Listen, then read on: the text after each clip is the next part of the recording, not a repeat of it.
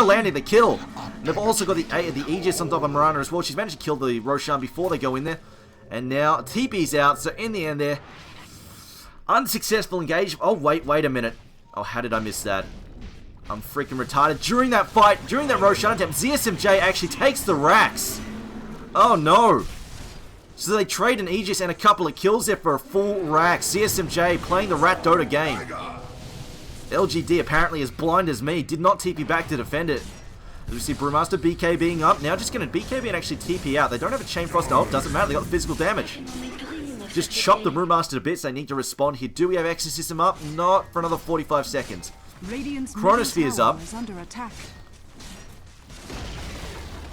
Radiant's middle tower has fallen.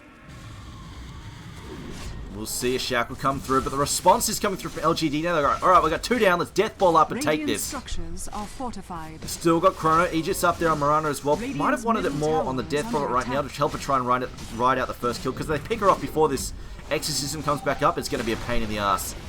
And there we go, counteracts coming out here. Glyph has already been popped. LGD immediately respond, take the mid rip. Oh, they're not done. They say, screw it, your bottom tier 3, your bottom racks is exposed. Brewmaster is still down, even if he's up, he doesn't have Thunderclap. And now Exorcism is up in 2 seconds. LGD responding nicely here. Come forward, Chronosphere. Stun comes forward to CSMJ. BKB there on board. Now we've got the Chronosphere on CSMJ. The Exorcism as well. CSMJ is going down. Does he have buyback? Yes, he does. He could jump back in. They might need it because we're going for 3 Raxes here. Yes, there we go. They're going for the top racks as well. They're going for full megas. Can they make this happen? Exorcism chewing away this tower. Glyph is down. They've got no stalling tactics. Radiant's top tower is under attack. HGT, there we go. Morphling, he buys back. He has to. Brewmaster's going to be back up in 7 seconds. Have they got the time? Shackle comes through. Ghost is still biting away. We've still got the ult though on Wraith King. Wraith King goes down for the first time. We'll come for the second time. Mirana still has Aegis as well. Pops the ultimate as well. We've got megas. LGD, they're doing this. It looked like it was going bad for them. They say, screw it. Death ball up. Here we go. Push the mid racks. YOLO push. We've got this, boys. Although DDX falling low, they've got the Chain Frost bouncing back and forth. Windrunner has to disengage. The SMJ falling low. We've got the press the attack. Ult comes out. Duel comes out. It's going to be the unsuccessful. No, Mech comes forward here. Can they get the damage out? Winner comes out to Mirana. They bring down the dueling LC. They will get the kill. The Mirana goes down in return. Aegis is already expired as well. Panda is split. However, they've got the Mega Creeps, and LGD are going to disengage. Mission accomplished. And now the question is, HGD, they've got a chance here. Can they YOLO push down the mid lane? No, they can't. GG has called it. LGD look bad for a moment, but they say, screw it. Man up, boys. Here we go. Push the mid racks. Push all 3 racks as we've got this in the bag. And LGD turn it around when it looked like they were in a bad spot. Oh, man.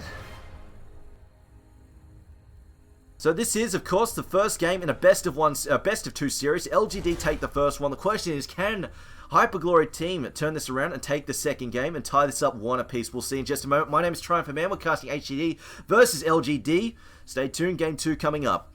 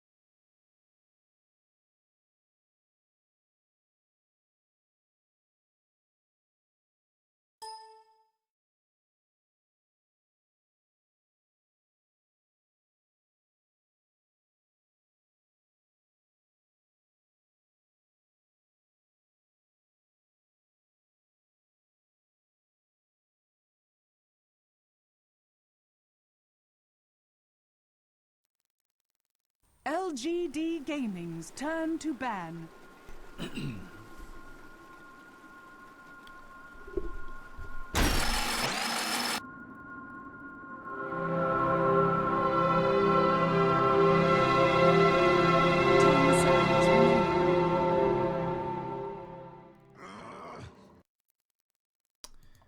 Alright, and we're back. We've got Hyperglory team up against LGD Gaming. This is game number 2 in a best of 2 series. LGD currently lead this 0-1. And the question is, can they secure res, or will Hyperglory team defend your res? Find out soon. Now, I do apologize for the lack of intermission music. I was dealing with a minor emergency. I knocked a cup full of water all over my desk, and I was busy trying to juggle various electronic items and save them from being freaking doused in water. So, almost lost my phone, almost lost my keyboard. Fortunately, saved everything. Can HGT do the same for your res? We will find out in a moment. So, the bands coming out here, we'll have Terrorblade band, we will have Skyth Mage band as well. Hyperglory team banning that out. We've also got the Void band by LGD, Brewmaster band as well. Interesting decisions there. We've got HGT banning one of their picks from last game. LGD banning, well, actually no, LGD banned, yeah, ban one of their own picks as well, ban out the Void. And they also pick up the Death Prophet as well. Alright, we'll see where they go with this. HGT, their first couple of picks now. See what their plan is. Razor is still in the pool. Batrider is still in the pool. 10 seconds remaining. There's probably two of the more usual suspects at the moment for first picks. Centaur also there as well. Very good in terms of aggression and setting up kills. Reserve time. Going to take their time though and go into overtime here. Razor. And it will be a Razor first pick, not Bante. Alright, let's get that. Tidehunter as well, okay. LGD Gaming's turn to pick. So probably Tidehunter offlane. Razor solo mid, maybe. I mean, Razor doesn't really do that well against Death Prophet. She tends to play too far back for him to get a good static link off on. And if he tries to push forward to get a good static link off, he tends to get slammed by the Crypt Swarms a fair bit. So Razor's not that good. He generally dominates the lane, but not against the Death Prophet so much. So they might decide not to put him mid. It could be a safe lane Razor that we're going to see. But I feel it's most likely an offlane Tidehunter. I feel like the offlane Dire Tidehunter is almost worse than the Radiant one now, because for some reason the Dire Ancient Camp seems a lot harder to stack. It just seems to, I don't know, if you pull to the north, it seems to screw up all the time. I've seen so many teams mess up that pull repeatedly since the patch. I don't know what the deal is, but it just doesn't seem to work or something. The timing's just completely wrong. Or maybe the box is a little bit too big. But we'll see. Second pick here for LGD. I think during the second phase, they probably really want to ban it. The Naga Siren. Actually, no. You know, the Naga Siren would actually be pretty good. She'll farm a lot better, I feel, than the Razor solo mid against the Death Prophet. And also the fact that she's got a really nice setup. Tidehunter can get in, like, she can pretty much guarantee a good Ravage from Tidehunter. Even without a blink, you just set up the fight with a song, just move in, Tidehunter walks in. So that lets Tidehunter go for earlier items like Mechanism and those good defensive early items. Although you probably still want the blink on the Tidehunter regardless. But she can also just stall out a fight as well, help the team disengage. Death Prophet gets a good initiation, like someone sets up a good initiation for Death Prophet's ultimate. She can get in there, sting, set up the fight, or basically stall the fight out, so her team can get the hell out. And also she sets up for a really good static link with Razor as well. There is that on top of that. But we will see the Ancient Apparition picked up by LGD, so this could be a slight issue, considering Razor tends to like to tank with the early mech, and if he's getting hit by Ice Blast, that tends to leave him quite squishy. It's the same as like you raise like the thing that Doom was doing against these sort of tanky cores that favor rushing a mech, and they're tanky because they get that really early mech. Is the fact that if you get doomed, suddenly that mech is useless, and you're suddenly incredibly squishy for the doom duration. So it's almost a problem. Like you not only like your team is relying on you to be tanky, but also help you you help tank up the team, and suddenly bam. It's just, your first item is totally useless in the fight. Not as bad with the Ancient Apparition, only lasts 6 seconds, but Doom, like, just landing on top of a Razor or a Viper and then losing their mech for the duration of the fight, it is so painful to deal with. 5 seconds remaining. Now, HGT will also ban out the Rubik. I mean, he's got some decent spells. I mean, if you steal a clutch Ravage, that's definitely a pain in the ass. But Tidehunter is one of those heroes who has a better chance of knocking off the Ravage than a lot of, knocking off the spell steal. with just a trash spell like Anchor Smash. It's a lot easier for him to do that than, say, like stealing the Chronosphere. It's really hard for Void to stop them from stealing that. So maybe they've got something else planned up this sleeve. We'll see what they're going next, but there might be some other big elements planned. Maybe something like a... I was thinking more in the lines of an Enigma, but they've already got the Titan off lane. Sand King's a greedy support. He wants to farm the jungle. They don't really have room for an Enigma to farm the jungle as well. Enigma doesn't tend to do that well.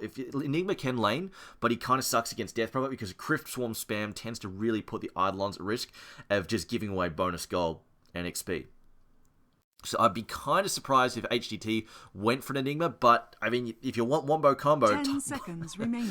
Ravage in a Black Hole in an Epicenter Burrow Strike, that's a pretty legit 5 Wombo combo. Remaining. But I feel like a Naga Siren for HDT could be really good here as well. Reserve time.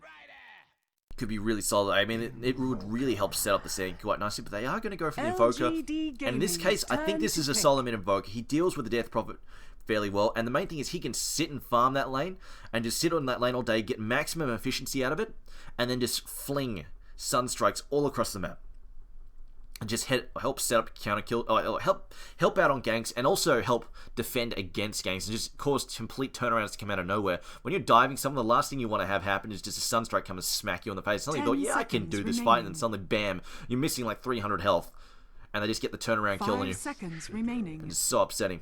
But a Batrider, an Earthshaker, and an Ancient Apparition, some pretty good team fight coming out from LGD as well. I mean, they've got some powerhouse hitting spells here as well, but not quite... I mean, Death Prophet's kind of an easy R button. You hit the R button to win a fight kind of deal, but she's also kind of squishy, so they might be able to get on top of her and bring her down. I was almost expecting the Shadow Demon to get banned out. Often we've seen Shadow Demon, when the opponents get a quick Death Prophet pick, often we see Shadow Demon banned out. Reserve time. Because it prevents them basically from getting that good defensive disruption off. And between the defensive disruption and Yules, it's really hard to lock down a Death Prophet. But the supports for LGD most likely picked up here. I doubt we'll see something... I mean, back in the days when Ancient Apparition... Like, this is talking Dota 1, right? Back when Ancient Apparition was first hitting the scene, it was the Chinese who were playing Ancient Apparition as a solo mid-hero. They're playing him there to basically just get the early levels, because once you get the early levels on Ancient Apparition, he becomes such a threat. And this was, I think, even before he had a Scepter upgrade too. But in the end, he sort of that fell out of favor, started getting picked in support for a while, and then just not getting picked at all. But now with the return of these mass healing lineups, it's super effective. Like, you land like a lineup that really wants a good mech and a heal to go off, like a Dazzle needs to heal, you want a mech to go off on that fighter, a Chen, just getting whacked by an Ice Blast is such a crippling effect to have happen.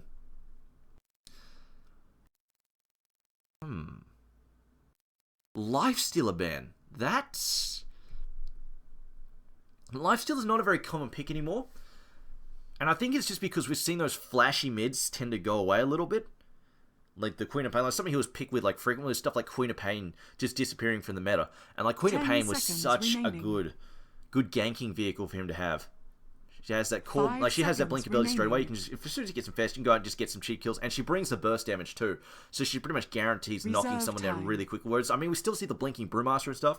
Although, I mean, Centaur's in the. I mean, we've got Centaur now, and he's got good burst damage.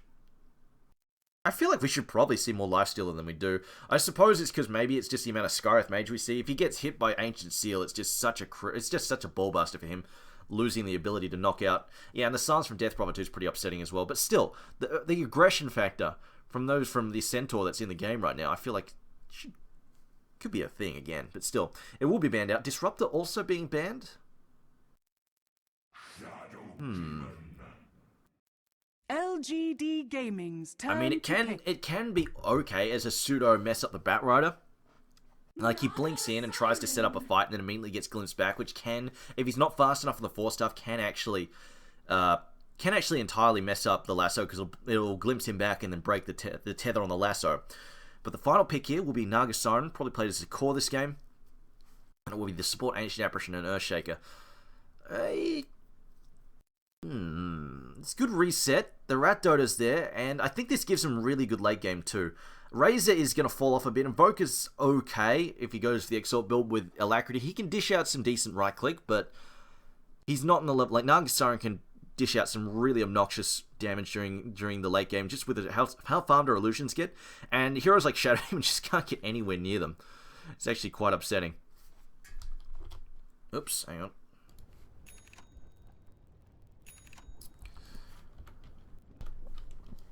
Alright. Prepare for battle.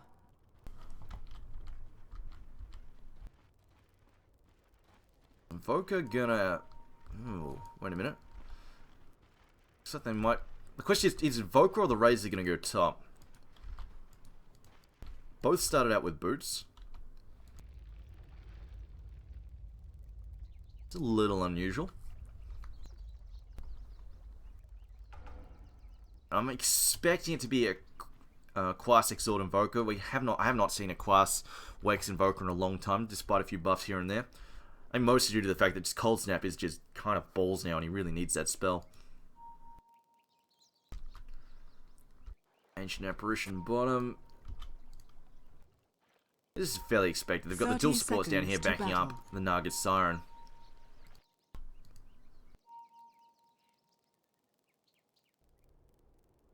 Shadow Demon. I like the boots versus Shadow Demon. Actually, get surprisingly aggressive.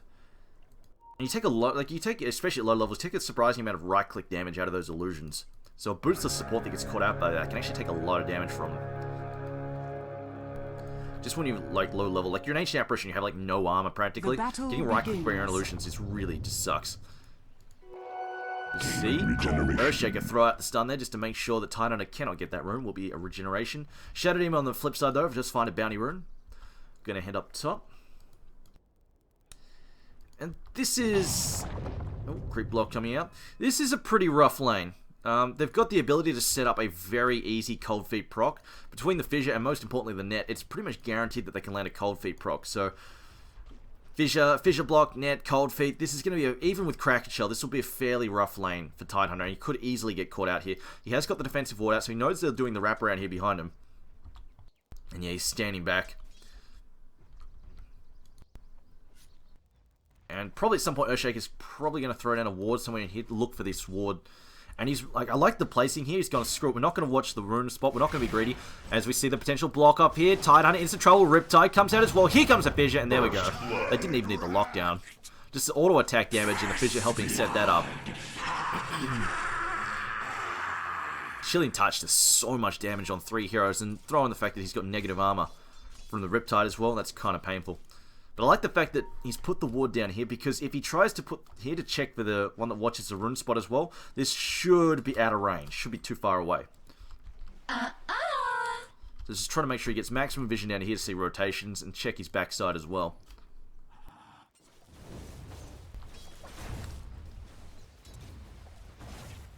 Battler on the other hand should do okay against this top lane. I don't think there's much they can do about this. The Razor doesn't deal too well with the Batrider. The harassment that Batrider can knock out is pretty frustrating, although he does have double support, and this could be a problem. Here we go. Disruption, as well as a Soul Catcher. A Link coming on as well. He's going to try and Firefly a couple auto attacks, and there's that illusion damage. Oh, that stings a bit. He's only got 2 armor. Takes a lot of damage from them. Throw in the factor in the Soul Catcher as well. It's just way too much damage. And I've got to say, I really like the Shadow Demon and Sand King combo. Just the setup for the disruption and the Burrow Strike, which then combos nicely with the illusion damage. It's really, really good. Meanwhile, Earthshaker moves out, blocks up the Ancients here, so Tidehunter can't stack this, and that's not real. Real Shadow Demon's gone back to top, so they're not going to do anything here. Just sending an illusion to scout things out. In fact, their illusion. Oh wow, this ward. Doing exactly what I need to do. That war illusion right now heading out to pull and stack for the Tidehunter. So they're going to be a little bit sad mostly. Broadside, he's going to get nothing out of this.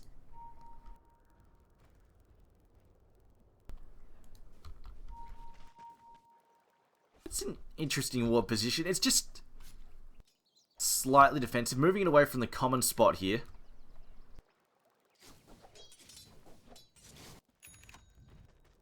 Moving away from that common spot. So he just gets it away from the general counter ward position.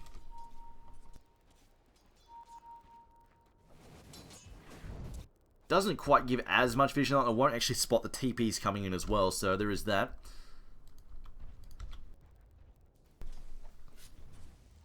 When it's just slightly safer and less likely to get dewarded.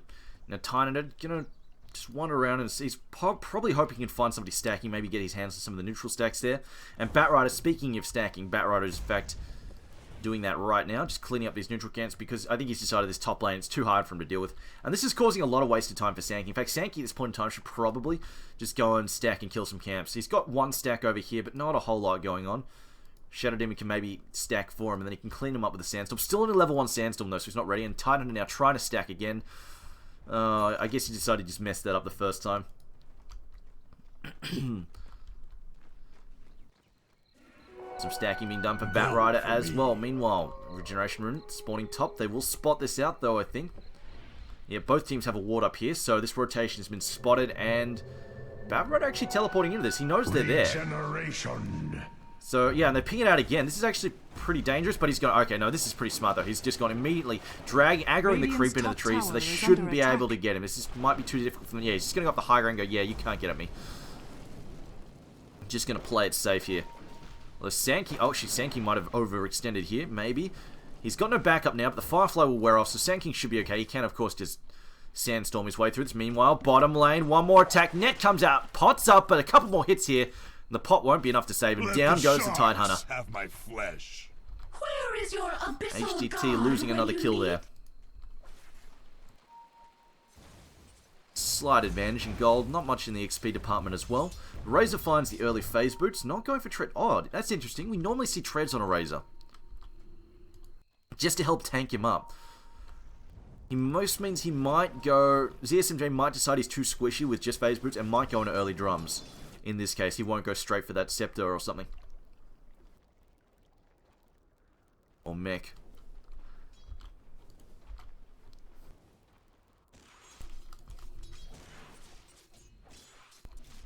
And tread switching as well is really useful with the mech. Can help deal with the mana costs as well as just... So just make it more efficient being able to switch off the health, the strength treads. I mean, well, though, 3-man smoke gank. This is a pretty big investment here. They want... Actually, no. Do they want the Invoker, or are they just looking for a jungle? I think they're looking for the Sand King. They decided, you know what, Sand King's more important. They might actually just steal the stacks here. Well, it's not that many stacks. In fact, it's like... Yeah, it's like one stack. It's not a huge loss. But meanwhile, there's a smoke rotation on Death Prophet. Gonna set up a gank here. Sunstrike as well. Burrow Strike gonna come in and set this one up. I think Death Prophet is dead. There's no way she can get away from this. And, wow. Well, LGD, they smoke gank for a neutral... a neutral gank essentially, and HGT say, well, we'll take a hero instead, but they do lose a double stack there, which could be a bit upsetting for them. Overall, a good gold swing there for HGT, and in the end I think they got the upper hand because this does put Death Prophet further behind as well. She's still trying to in fact, with the looks like Invoker's getting the upper hand actually. He's actually ahead on CS at the moment, currently sitting on 36 and 8 against 30 and 3. Forge Spirit's just doing a little too much harassment there. Meanwhile, Tidehunter just trying to steal some stacks in his jungle, in the enemy jungle as well. Doing some return favors, and they've pinged this out. I think they know that's there. They want to take it. And DDX might be saying, you know what, I'm going to stack this once more, and then Batrider needs to come and take this because they've spotted it, and they will come and steal it with the Tidehunter. Tidehunter may be fine, though, doesn't get there in time, so still no stack for him. Sad days. Sad boys there. Invoker went straight for... Wow. Jesus, that's some greed there. So phase boots straight on Midas. This is super squishy ZSMJ, and when you're getting Ice Blast flung at you from across map, this could be some. That could be a bit of an issue. We'll see though. So double Midas on HGT. The question is, can LGD find a window now to basically abuse that back? So see the stun come out. Quas has been used to try and heal him up a little bit during these auto attacks. Crypt Swarm again, and down goes Invoker. Oh boy, there we go. So they're paying a bit for their greed there. He is super squishy and still doesn't have his boots done.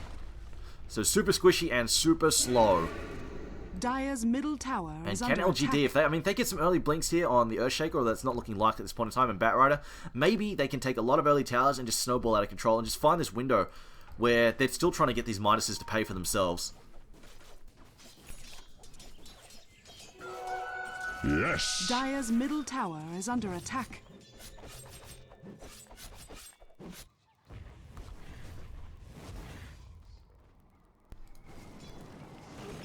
Batrider, nothing but a bottle at the moment, and he's tranquils.